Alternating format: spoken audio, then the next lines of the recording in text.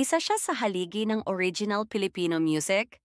Ang kanyang boses ay naging boses ng sambayanang Pilipino.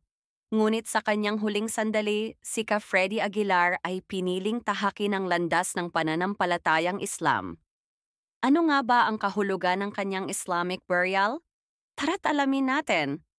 Pumanaw si Freddy Aguilar noong Mayo 27, 2025 sa edad na 72 dahil sa komplikasyon mula sa multiple organ failure. Sa parehong araw, siya ay agad na inilibing sa Manila Islamic Cemetery sa San Andres, Maynila. Ayon sa tradisyong Islam kung saan ang namayapa ay inihihimlay sa loob ng 24 na oras. Ang libing ay isinagawa sa ilalim ng pamamahala ng Muslim Affairs Office ng Muntinlupa sa pangunguna ni Browner Johnny Guiling. Taong 2013 nang magbalik loob si Ka Freddy sa Islam. Kinuha niya ang pangalang Abdul Farid bilang tanda ng kanyang pananampalataya. Simula noon, naging bukas siya sa kanyang spiritual journey at pagmamahal sa Islam.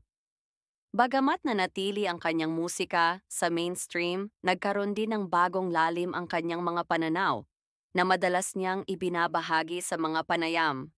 Ang Manila Islamic Cemetery ay itinatag noong 2021 upang bigyan ng disenteng libingan ang mga kapatid nating Muslim sa lungsod.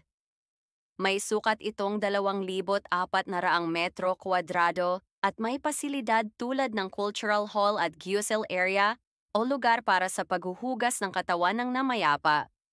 Ang pagkakalibing ni Ka Freddy rito ay hindi lamang personal, kundi simboliko rin, isang paggalang sa kultura, pananampalataya, at pagkakakilanlan.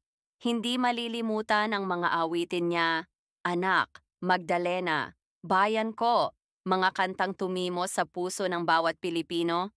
Siya'y naging tinig ng mga inaapi, ng mga nagtatanggol ng bayan at ng mga naghahanap ng liwanag. At sa kanyang paglisan, ang kanyang paalam ay tahimik, marangal at puno ng pananampalataya. Gaya ng kanyang musikang bumalot sa ating alaala. Paalam Ka Freddy, salamat sa musika, salamat sa diwa. Ang iyong alaala ay mananatiling buhay, hindi lang sa tugtugen, kundi sa puso ng sambayanang Pilipino.